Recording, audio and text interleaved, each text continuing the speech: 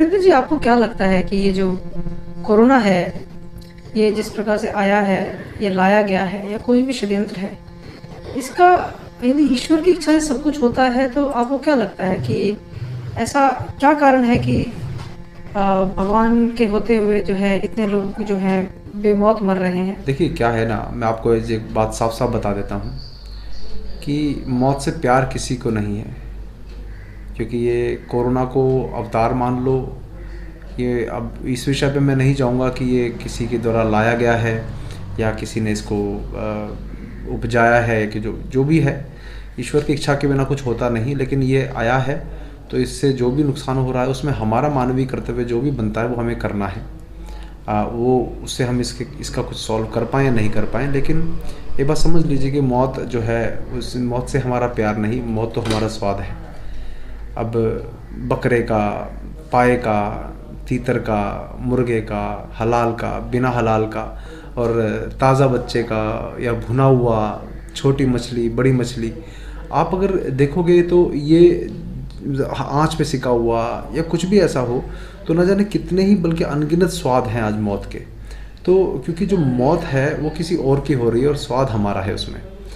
तो आज जो है स्वाद जो है वो कारोबार बन गई है मौत। ठीक है, तो पहले स्वाद थी, अब स्वाद से ये कारोबार बन गई है। तो जैसे आप कहते हैं ना, मुर्गी पालन, मछली पालन और ये बकरी पालन, पोल्ट्री पोल्ट्री फार्म्स, अब नाम पालन का है लेकिन उद्देश्य जो है, मकसद है हत्या का। स्लॉटर हाउस तक खोल दिए हैं उन्होंने, आप समझ रहे हैं मेरी बात? हाँ, तो वो भी ऑफिशियल सरकार के द्वारा लाइसेंस दिए हुए, गली गली में खुले हुए नॉन वेज रेस्टोरेंट और वेज रेस्टोरेंट का मौत का कारोबार नहीं तो और क्या है। कि मौत से प्यार और उसका कारोबार इसलिए क्योंकि मौत हमारी नहीं है, किसी और की हो रही है। तो जो हमारी तरह बोल नहीं सकते, हमें अपना अभिव्यक्त नहीं कर सकते, अपने आप को, अपने दर्द नहीं बता सकते, अपनी सुरक्षा नहीं कर सकते और उसमें समर्थ नहीं है, तो ऐसे असहायों को मारना या उनकी हत्या करना हमने अपना बल कब से मान लिया? कैसे मान लिया कि उनमें भावनाएं नहीं होती? कैसे मान लिया कि उनके अंदर से दर्द नहीं होता होगा उनके अंदर? आपको खाने की टेबल पे यदि हड्डियां नोचता हुआ बाप अपने बच्चों को ये सीख देने लगे कि बेटा कभी किसी का दिल नहीं दुखाना, किसी का बुरा मत करना, किसी की आंख में तुम्हारी वजह से आंसू नहीं आने चाहिए, तो ऐसे झूठे संस्कार देते हुए उस बाप के हाथ में जो हड्डी है वो उसको दिखाई नहीं देती। क्योंकि इससे पहले वो हड्डी जो है एक शरीर थी, उसके अंदर एक आत्मा थी, उसकी भी एक माँ थी। जैसे काटा गया होगा, वो तड़पा होगा, चिल्लाया होगा, आहें निकली होंगी, बद्दुआ भी शायद उसने दी होगी जो उसे काट रहा था। अब उसको कैसे तुमने मान लिया कि जब जब धरती पर अत्याचार तुम मनुष्यों पे होंगे तभी भगवान तुम्हारे लिए रक्षा करने के लिए अवतार लेकर आएंगे? कैसे मान लिया तुमने? क्या ये जो जानवर बेचारे जो कट रहे हैं, क्या ये उस ईश्वर की, भगवान की संतान नहीं है? क्या उस ईश्वर को उनकी रक्षा की चिंता नहीं है?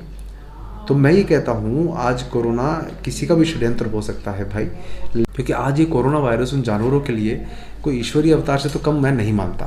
अब भगवत गीता के 4th अध्याय के 7वें और 8वें श्लोक में भगवान ने स्वयं अवतार का प्रयोजन बताते हुए कहा है कि जब जब धर्म की हानि होगी, अधर्म का उत्थान होगा, तब तक दुष्टों के विनाश के लिए मैं विभिन्न युगों में माया का आश्रय लेकर उत्पन्न होता हूँ। प्रेरणा देने और मानव कल्याण के लिए उन्होंने अवतार रूप में अपने आप को प्रकट कर लिया।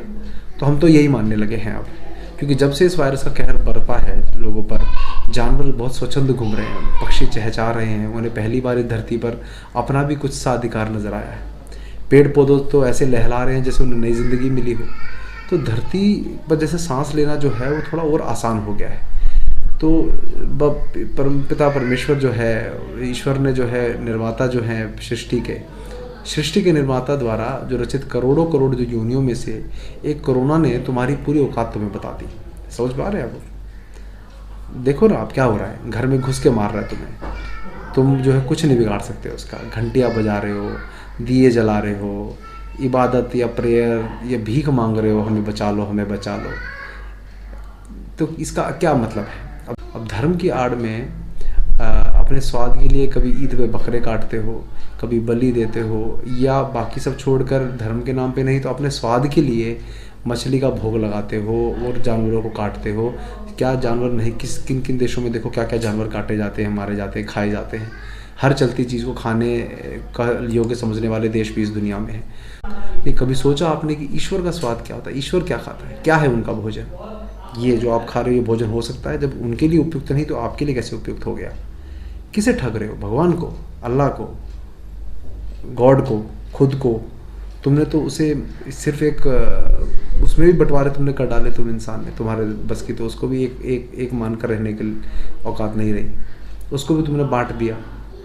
मंगलवार को नॉनवेज नहीं खाता, आज शनिवार है इसलिए नहीं खाता, अभी रोज़े चल रहे हैं, नवरात्रों में नहीं खाता, नवरात्रों में तो बिल्कुल नहीं खाता, झूठ पे झूठ, झूठ पे झूठ, झूठ पे झूठ। और फिर कुतर्क सुनो कि सब्जियों में भी जान होती है। अरे सब्जियों में भी जान होती है तो इसका मतलब क्या हुआ? सब्जियां काटते हैं चिल्लाती है क्या? सब्जियां काटती हैं तो वो उनको दर्द होता है क्या? खून बहता है क्या उनका? और कम हिंसा जो है, कुछ तो खाओगे, फल खाओगे या मांसाहार करोगे तो सब्जियों और फलों में जान होती है, इसलिए तुम किसी जानवर को जो है जिसका जीवन समाप्त कर दोगे। ये कहाँ का लॉजिक है? समझ नहीं आया मुझे। मतलब यदि सब्जियों में जान होती है तो फल सब्जियों में उसकी वजह से तो तुम किसी जानवर को काट के खा जाओगे। तो मैं कहता हूँ कम हिंसा जिसमें वो खाओ ना। लेकिन क्या हुआ? लेकिन फिर भी वो जो है कुतर्क देने में सबसे आगे। ईश्वर ने बुद्धि सिर्फ तुम्हें दी, जैसे कि तुम तमाम योनियों में भटकने के बाद मानव योनि में आने के बाद मृत्यु के चक्कर से निकलने का रास्ता ढूंढो, लेकिन तुमने उस मानव योनि को पाते ही अपने आप को भगवान समझ लिया। आज कोरोना के रूप में तुम्हारे सामने मौत खड़ी है। अब वो सच्ची झूठी मैं बार बार बोल रहा हूँ, कोरोना है नहीं है वो सब बात की बात है, लेकिन किसी न किसी रूप में तुम लोग मर रहे हो ना। तो अब क्यों घर में दुबक रहे हो? क्यों डर रहे हो? तुम तो भगवान के भी रचयिता हो ना, तो आगे बढ़ो ना, क्यों रुके हुए हो? मौत से प्यार है, तुम्हें स्वाद है ना, मौत तो स्वाद है तुम्हारे लिए। कोई कुछ मरा हुआ मारकर उससे स्वाद लेना तो तुम्हारे कर्तव्य में आ गया। तो तुम ही कहते थे ना कि जो प्रकृति को देंगे वही प्रकृति हमें लौटाएगी। Newton law of third motion की, to every action there is an equal और अपोजिट रिएक्शन। तो मौतें दी हैं तुमने प्रकृति को, तो मौत ही लौटा रही है प्रकृति। तो बढ़ो आगे, गले लगाओ इसको। तो ये ईश्वर का संकेत है कि प्रकृति के साथ रहो, प्रकृति के होकर रहो, वरना ये ईश्वर अपनी ही बनाई कई योनियों को धरती से हमेशा के लिए विलुप्त कर चुके हैं कई बार, उन्हें एक क्षण भी नहीं लगेगा। तो इस बात पे चिंता नहीं, चिंतन करो। तो अब ये जब कोरोना या कोरोना जो भी आकर जाएगा नहीं जाएगा, लेकिन अपने कर्म आज से ही सुधारना शुरू कर दो, मैं ये आपको कहना चाहता हूँ। ये आप सब तक ये बात पहुँचाइए। तो ये बड़ी बात है, ये करना हमें ये सब करना पड़ेगा, नहीं तो हम कोरोना को जो है एक ईश्वरीय संकेत मानकर भी हम लोग अपने जीवन में सुधार करना शुरू करें।